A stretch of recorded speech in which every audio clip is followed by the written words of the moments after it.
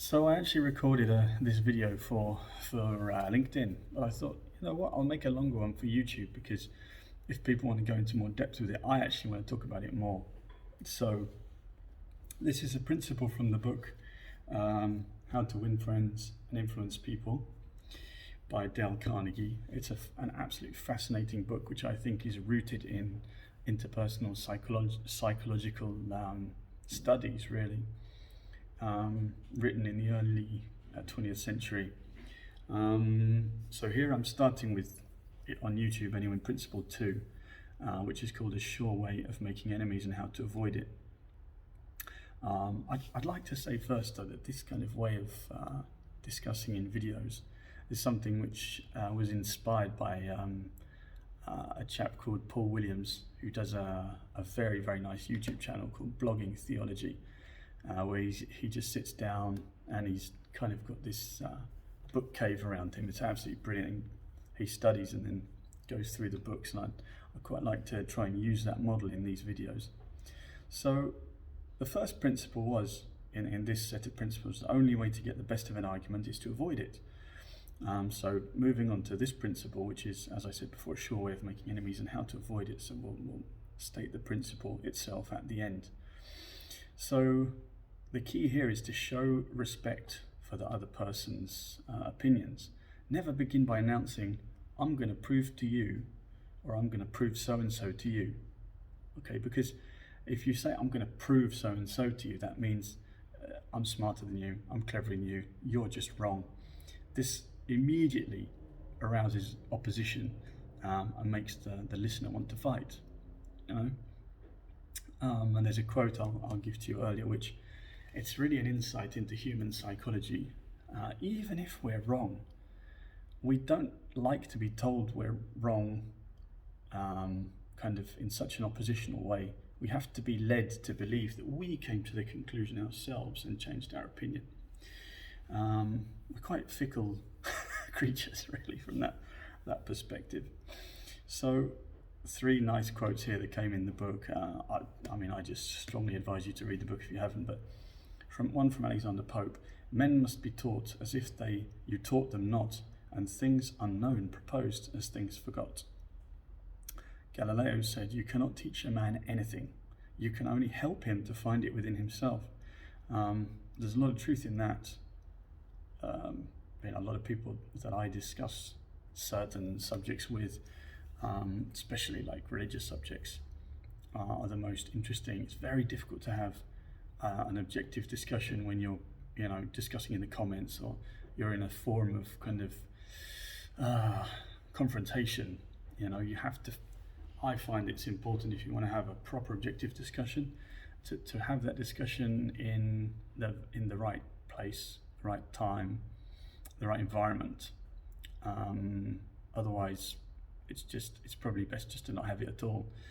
Lord Chesterfield, the third quote: be wiser, he said this to his son, be wiser than other people if you can, but do not tell them so. So don't tell people I'm smarter than you, I'm manipulating you. No, you can sense the wisdom in people, especially in experienced people, by their demeanor, the way they compose themselves, and you felt as if the conclusion you come to,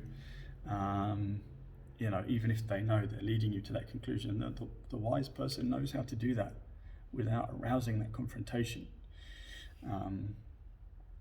So Dale Carnegie then goes on to say, if someone errs, is it not better to say, I may be wrong, and I frequently am? Let's explore the facts.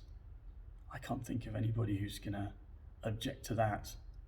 If you don't agree with what someone says, is to propose an exploration of what was presented in that particular way. You're not going to get into trouble by admitting that you may be wrong. So now I want to read this passage. I absolutely love this. I really do think you have to read it 2-3 times before it kind of really sinks in. It's from John Harvey Robinson's enlightening book, The Mind in the Making. We sometimes find ourselves changing our minds without any resistance or heavy emotion, but if we are told we are wrong, we resent the imputation and harden our hearts. We are incredibly heedless in the formation of our beliefs. but we find ourselves filled with an illicit passion for them. When anyone proposes to rob us of their companionship, it is obviously not the ideas themselves that are dear to us, but our self-esteem which is threatened. The little word "my" is the most important one in human affairs, and properly to reckon with it is the beginning of wisdom. I'll just jump this section because it's a bit difficult to digest. We like to continue to believe what we have been accustomed to accept as true, and the resentment aroused when doubt is cast upon any of our assumptions leads us to seek every manner of excuse for clinging to it. The result is that most of our so-called reasoning consists in finding arguments for going on believing as we already do. So this for me just screams out the fact that most of us struggle to be objective, to be truly objective with the reality that surrounds us. We wish to cling on to the ideas that we have at all costs. Or most people are like this. And this is the observation of Dale Carnegie, a very successful chap in discussing and, as the book suggests, making people like him and influencing people. The book then goes on to say Ben Franklin mentioned, who apparently when he was younger used to be extremely difficult to deal with because he was very, very intelligent.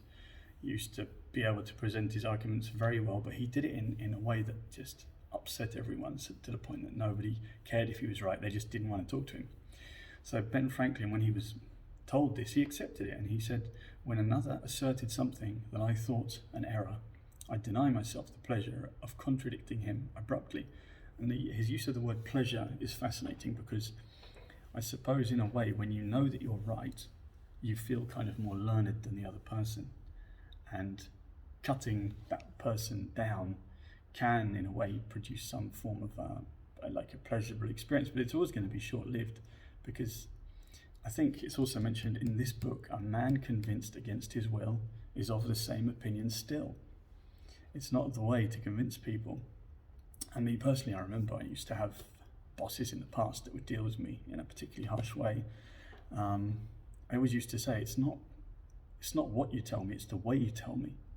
You know, you have people that you just want to do whatever it is they say because of the way they speak to you, the respect you get, and it just makes it a lot easier for everyone. So I think the lesson is use a little diplomacy. So the conclusion of the chapter is principle 2: show respect for the other person's opinions. Never say you're wrong. Anyway, hope that was useful. For anyone that watched the shorter video on LinkedIn and wanted to get a little bit more insight, strongly recommend you read the book. I've read it many times. Every single time I read it, I get something else out of it. See you next time.